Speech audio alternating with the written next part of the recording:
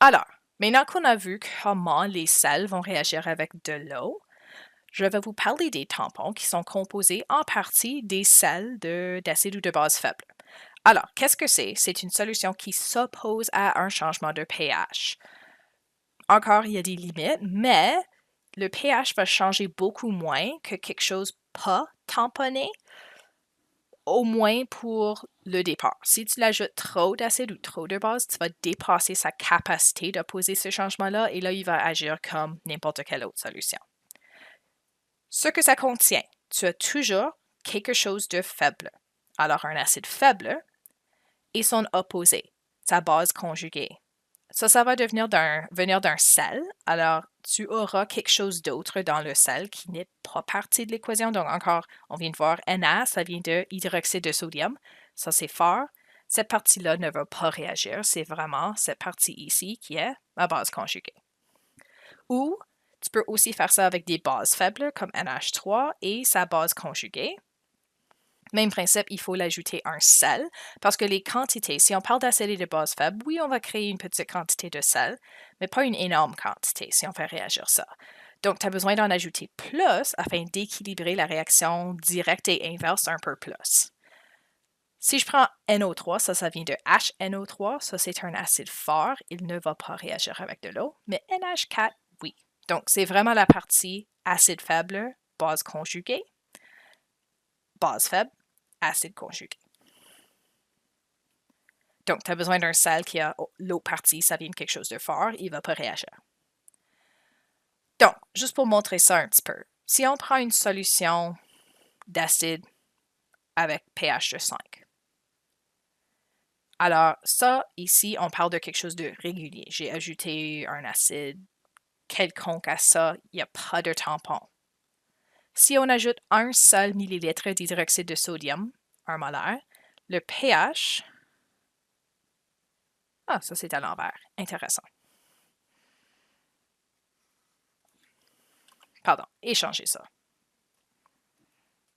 Voilà. Donc, si j'ajoute 1 millilitre d'acide chlorhydrique, mon pH va baisser de 5 à 2. N'oubliez pas que notre échelle de pH est logarithmique. Ça, c'est un changement de 3, 10 fois 10 fois 10, 1000 fois plus acide. Si je m'en vais l'autre sens, on ajoute un petit peu de NaOH, le pH augmente considérablement. Encore, fois 10 à l'exposant quelque chose. Donc, des gros changements de pH avec des petites quantités d'acide ou de base. Mais là, si je prends quelque chose de tamponné, alors un tampon. Donc ça, j'ai combiné, disons que c'est l'exemple acide acétique et sa base conjuguée, acétate de sodium, quelque chose comme ça. Si j'ajoute la même quantité, encore ceci est toujours à l'envers pour une raison. Voilà. Si j'ajoute la même quantité d'acide chlorhydrique à cette solution tamponnée, au lieu de descendre à 2, le pH change à peine. Pour l'hydroxyde de sodium, même chose, on change un petit peu, mais vraiment pas.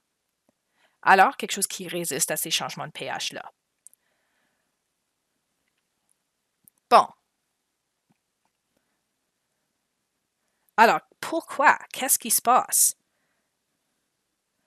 Donc, l'idée, lorsqu'une petite quantité de base est ajoutée, l'acide va le manger. Et quand je dis manger, je veux dire va réagir avec, va le neutraliser. Mais si on va l'autre sens, on ajoute un acide, encore des petites quantités seulement.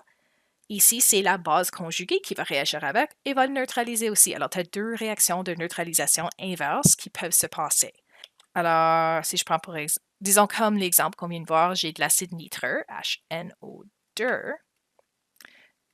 Lorsque j'ai ajouté à ça mon NaOH,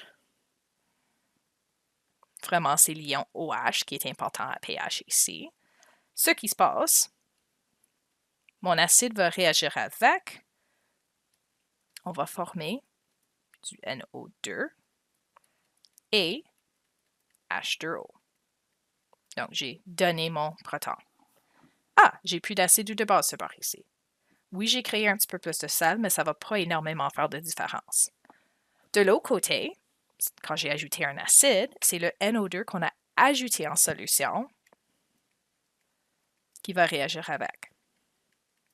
Donc, l'acide, j'avais ajouté de l'acide chlorhydrique. Donc, ça, c'est un donneur de protons. Je vais former du HNO2 et du chlore. Puis là, on sait déjà que cet ion-là ne peut pas réagir avec de l'eau, ne va pas changer mon pH. Donc, essentiellement, tu as les deux côtés de l'équation, acide et base conjuguée, qui sont capables de neutraliser des petites quantités d'acide ou de base. Encore, il faut ajouter plus de sel pour former cette relation ici, mais quand même, c'est ça que ça va faire. Tiens, un autre exemple d'une solution, juste pour le montrer. Si je fais dissoudre de l'acide acétique, un acide faible,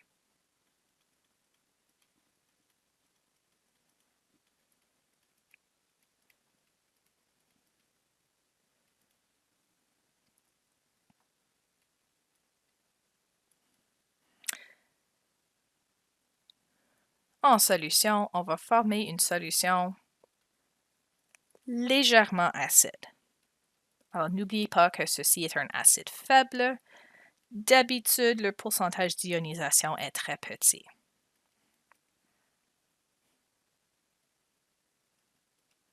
Donc, on va former un petit peu de produit. Mon pH va être légèrement plus bas que 7, oui.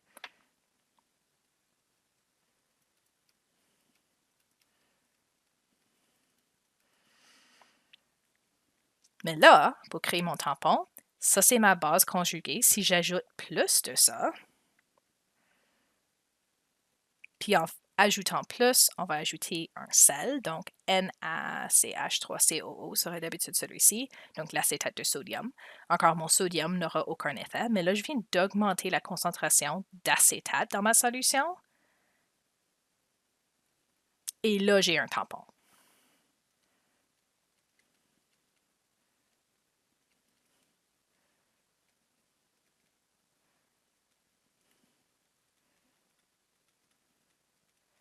Donc, essentiellement, j'avais quand même beaucoup de mon acide acétique qui restait dans cette forme-là.